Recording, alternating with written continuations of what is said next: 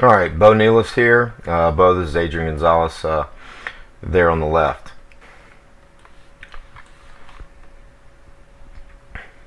Beau, there's a lot of things that I like about your swing. You're loose, you're relaxed. The movement is really natural and fluid. You do a lot of things really well. I think you're really close to having a really great natural swing. Your swing, like I've mentioned, a lot of the other guys, your swing is one fluid motion. I like to say one fluid throwing motion. In other words, you don't come to this pause in the middle of it, this stride stop stuff, and kind of break the swing up. It's one fluid throwing motion. You go back before release. There's a good low to the back leg. You keep the knee in front of the back foot there. The feet are slow, and by that, when I say slow feet, that's a good thing. And really, what I'm talking about is the front foot, in that it's not rushed down. In other words, we really want to let that back leg load and then unload before that heel drops. And so if that foot is too fast or it's rushed down, that back leg doesn't unload. So you've got a good slow stride, and that allows that leg to load and unload. You have a little bit of variance in how you land on the front foot. This one may be a little more open than some of the others. I've got some of the other swings here where you're even more square and closed than that, maybe more like Adrian is here with the front foot. So landing with that square front foot can be very helpful in producing a great swing. So just really a lot of really good things going on here. And I think with a couple of tweaks here, you can really have a great swing. Let's again, if you've looked at any of the videos, when we look at the swing, I look at three primary areas: back leg, back arm, what I like to call the throwing arm, the arm that's really throwing the barrel, and then the front side. And really on that front side, we're talking about everything on the front half, from the eyes, shoulder, front hip, front knee, all the way down to the front foot. So everything on the front side. So again, it's back arm, back leg, and a strong front side to hit against or hit behind. I like your setup, your stance a lot. Your feet straight ahead. What I like to say, one click at the knees, one click at the waist. You're able to feel your legs. Toes are straight ahead. I like the hand height, right there, maybe just above the shoulder. That's about where we're going to launch from. And when I say launch from, generally that's what I refer to as after that back leg has made its move, press the front foot down, and we're going to launch from somewhere around shoulder height. So I like your setup a lot. I like the stance a lot. I might maybe bring the hands down, an inch or two to make it even with the shoulders. But overall, that's a great stance. Head is in a good position. Eyes are level. Shoulders are down and relaxed. The neck is in a comfortable position. You look very comfortable there. Let's start with the back leg. The back leg has a very simple purpose. We're going to load it. And we do that before release of the pitch, and we do that generally speaking by lifting the front foot. Okay, that really kind of begins the stride. And so by getting that foot off the ground, obviously the back leg is now loaded. All the weight is on the back side. Okay, so we simply have to load and then laterally or sideways unload the back leg. And that's really the primary function of the leg is to load and laterally unload. Once that leg is in this position and we have pressed or shifted our weight into that front side, really the job of the back leg is done. At this point, the front leg's working against the ground, and that's what drives the hips open from the front. As you can see, Beau, both you and our professional, the back foot is unweighted already at this point. It's off the ground. So people have overemphasized this need to spin the back leg and to overspin it.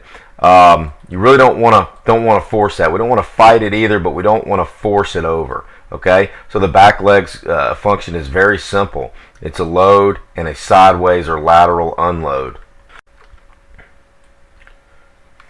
Okay, so Bo, being aware of that, that you're really not trying to force it, and being aware that we're loading and then laterally unloading may simplify things for you. In terms of how you're doing there, again, I like the slowness of your stride. There's good control there. You get loaded before release, and that back leg laterally or presses sideways. It unloads, and you get off of that back side. There's good drive there. Okay, so I guess one of the big things is being aware that you're not trying to force that foot over, and I really don't see that you're forcing it over. Overall, I think your back leg is working really well. Again, a very simple load and then sideways unload. And again, but be aware that you're not trying to force that foot to spin or turn over. Adrian's foot turns over, but then after he finishes here, he's back to sideways with the foot. So again, a spinning back leg or a spinning foot doesn't drive the swing. What we want that back leg driving sideways, similar to the way the leg works when you make a sidearm throw across the infield. Okay, let's take a look now at the front side. Again, we're trying to establish this strong wall that we hit against or hit behind on the front side.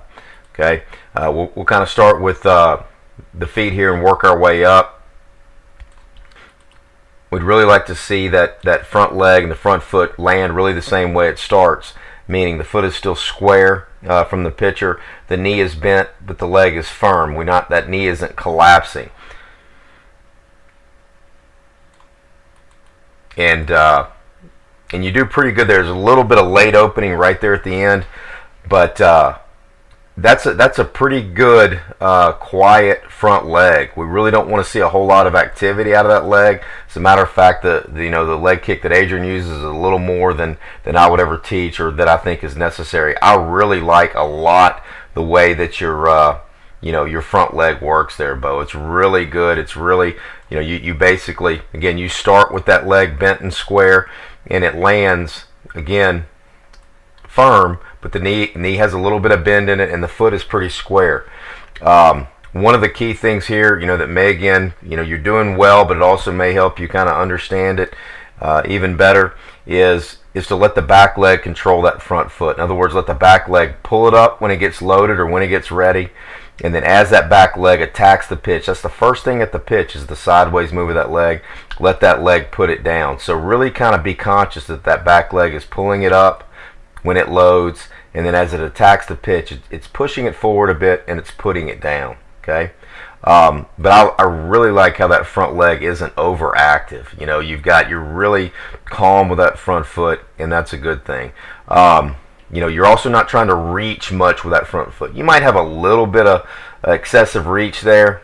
But overall, that's a very good, what I like to say is a quiet or a dead front leg, and that we really want it to land the same way that it started. The back leg is going to load, and the back leg is going to unload, but that front leg is going to land square. And when we land here, again, this whole front side is still squared off to the pitcher. The hips haven't opened, both of you. The toes are still straight ahead. Okay, so we really want this strong wall to hit behind, and that looks pretty good there.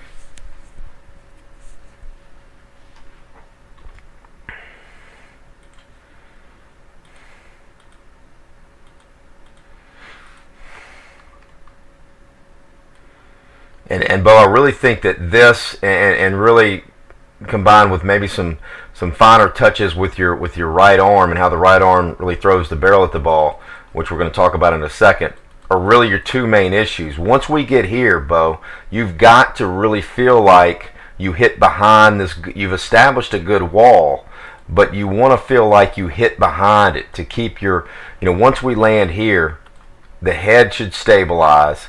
It shouldn't continue to drift forward anymore. The weight shift is over at this point, and we really want to, so the back leg is loaded and unloaded, and we get here, we really want to feel like we hit behind that wall, and you can see how we get some drift forward there outside the box. If you compare that to Adrian, once he gets to this point,